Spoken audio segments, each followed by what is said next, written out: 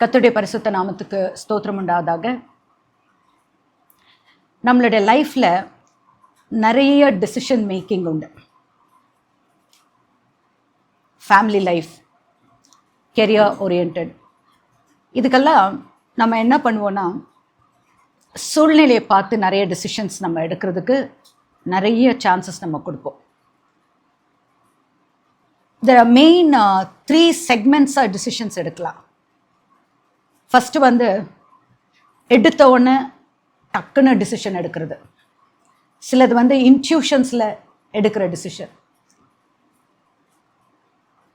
Third type pressure, அப்படியே அதை நம்மளை அப்படியே புஷ் பண்ணும், இதுதான் எடுத்து ஆகணுன்ற மாதிரி ஒரு டிசிஷன் வரும். வேதத்தில் நிறைய சம்பவங்கள் உண்டு. நான் இன்னைக்கு குறிப்பாக 2 பேருடைய லைஃப்பை நான் எடுத்து எப்படி அவங்க டிசிஷன்ஸ் பாசிட்டிவானது, சிலருடைய லைஃப்பில் நெகட்டிவானது, ஒருத்தருடைய லைஃப் லெகசியாக மாறினது, ஒருத்தர் அட்ரஸ் இல்லாமல் போனது. இதுதான் நான் இன்னைக்கு வேதத்தில் எனிதிங் என்னோடய லைஃப்பில் நான் எடுத்தது. அப்படி தான் எது இருந்தாலும் immediately I will go back to the word of God. What does the word of God tells me on this particular decision?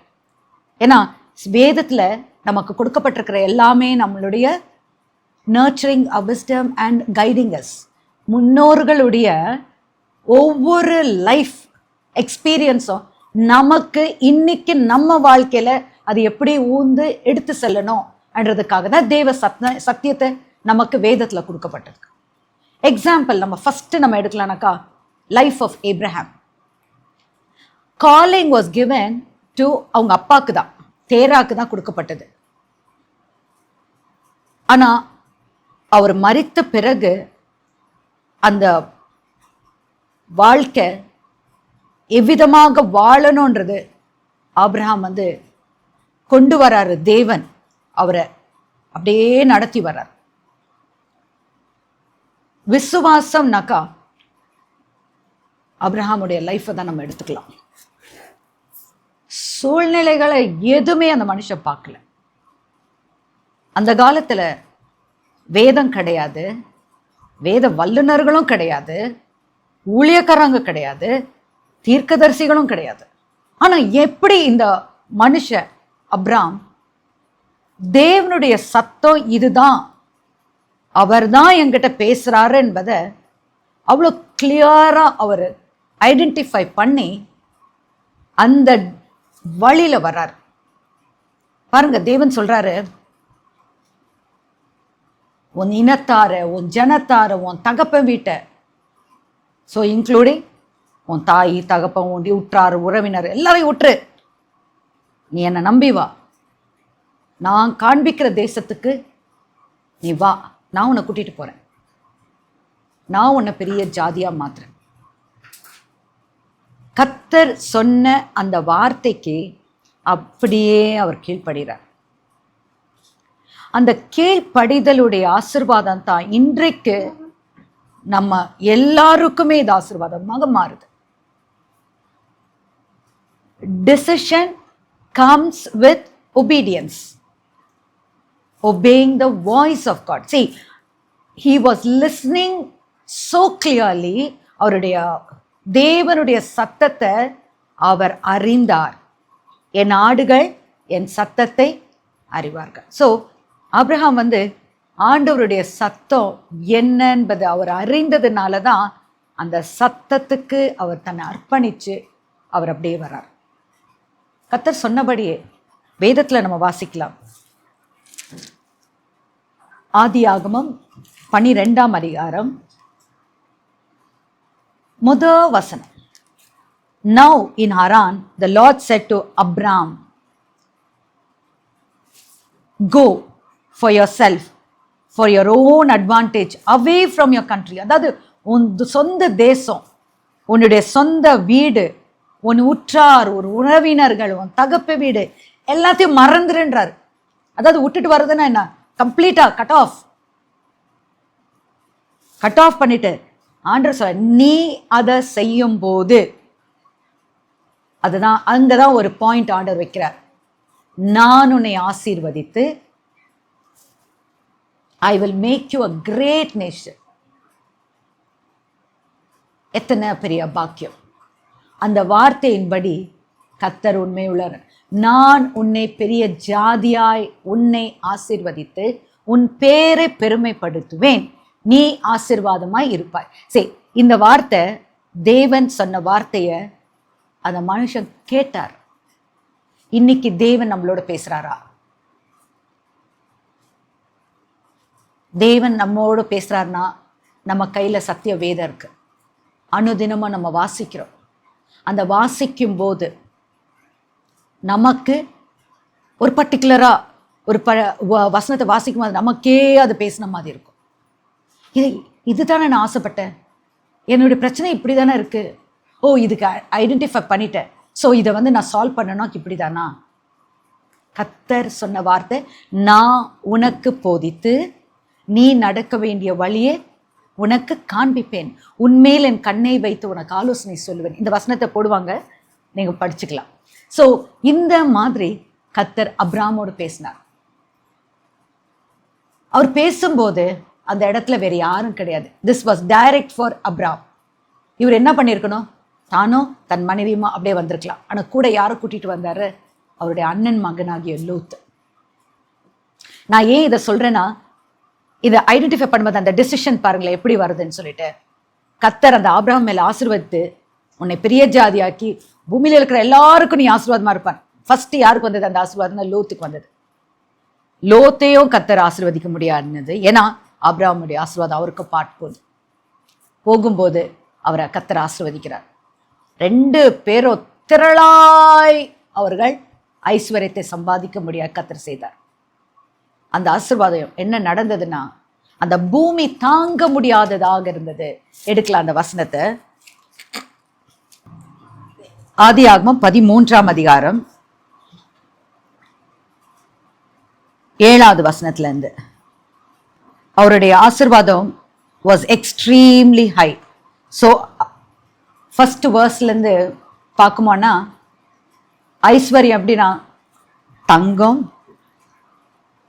வெள்ளி அண்ட் லைஃப். செகண்ட் வேர்ஸ் சொல்லப்பட்டிருக்குது எப்படின்னா,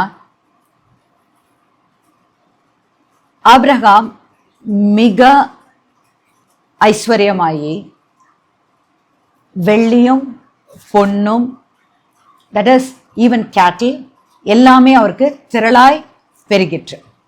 7வது வசனத்துல என்ன ஆகுதுன்னா, இவர்களுடைய ஜனங்கள் யாரு? வேலைக்காரர்கள். லோத்துடைய வேலைக்காரர்களுக்கோ ஆபிரகாமுடைய வேலைக்காரர்கள் வாக்குவாதம். ஆபிரகாமுடைய மந்தை ஆட்கள், ஓகே, அவர்களும் யாரும் தமிழ்ல வாசிங்கம்மா. ஆபிரகாமுடைய மந்தை மேய்ப்பருக்கும் லோத்துடைய மந்தை மேய்ப்பருக்கும் வாக்குவாதம் உண்டாயிற்று. அக்காலத்திலே கானானியரும் பெரிசியரும் அத்தேசத்தில் குடியிருந்தார்கள். ஆபிரகாம் லோத்தை நோக்கி, எனக்கும் உனக்கும் என் மேய்ப்பருக்கும் உன் மேய்ப்பருக்கும் வாக்குவாதம் வேண்டாம், நாம் சகோதரர். இந்த தேசம் எல்லாம் உனக்கு முன் இருக்கிறதல்லவா, நீ என்னை விட்டு பிரிந்து போகலாம். நீ இடதுபுறம் போனால் நான் வலதுபுறம் போகிறேன், நீ வலதுபுறம் போனால் நான் இடதுபுறம் போகிறேன் என்றான். அப்பொழுது லோத்து தன் கண்களை ஏறெடுத்து பார்த்து, யோர்தான் நதிக்கு அருகான சமபூமி முழுவதும் நீர்வளம் பொருந்தினதா இருக்க கண்டான். கர்த்தர் சோதோமையும் கொமோராவையும் அழிக்கும் முன்னே சோவாருக்கு போகும் வழி மட்டும் அது கர்த்தருடைய தோட்டத்தை போலவும் எகிப்து தேசத்தை போலவும் இருந்தது. அப்பொழுது லோத்து யோர்தானுக்கு அருகான சமபூமி முழுவதையும் தெரிந்து கொண்டு கிழக்கே பிரயாணப்பட்டு போனான். இப்படி அவர்கள் ஒருவரை ஒருவர் விட்டு பிரிந்தார்கள். சோ ஆபிரகாம் என்ன சொல்றாரு? நீ நார்த் போனீனா நான் சவுத் போறேன், நீ ஈஸ்ட் போனீனா நான் வெஸ்ட் போறேன். ஏன்னா அவருடைய விசுவாசம் கர்த்தர் மேல் இருந்தது. சூழ்நிலை பார்க்கல, மனுஷனை பார்க்கல, தேசத்தை பார்க்கல, அக்கம் பக்கத்துல இருக்கிறவங்கள பார்க்கல. ஆபிரகாம் யாரை பார்த்தாருன்னா கர்த்தரை நோக்கினால அந்த டிசிஷன் வாஸ் வெரி கிளியர். ரொம்ப கிளாரிட்டியோட டிசிஷன் எடுத்தார். Not on the intuition. நல்லா தெரிஞ்சுக்கோங்க தேவஜனமே, உன் மனசுல தோண்டி அந்த இன்ட்யூஷன்ல போறது அது செல்ஃப். உன் சூழ்நிலையை பார்த்து நீ டிசிஷன் எடுக்கிறது அது உன்னுடைய செல்ஃப். அடுத்தது, மனுஷரால் ஊந்தப்பட்டு நீ போற டிசிஷன், இட் இஸ் சூப்பர்ஃபிஷியல். நீ கர்த்தர் மேல் சார்ந்திருந்து, கர்த்தர் மேல் நம்பிக்கை, அப்பா நீங்க தான்ப்பா எனக்கு, நீங்க சொன்ன வார்த்தைக்கு நான் கீழ்ப்படுகிறேன், நீங்க எனக்கு துணையாய் நில்லுங்க அண்ட் சொல்லி அந்த பிளைண்ட் ஃபெய்த்தோட போறது தாங்க அது விசுவாசம், தேவன் மேல் வைத்திருக்கிற நம்பிக்கை. அந்த டிசிஷன் தான் நிற்கும்.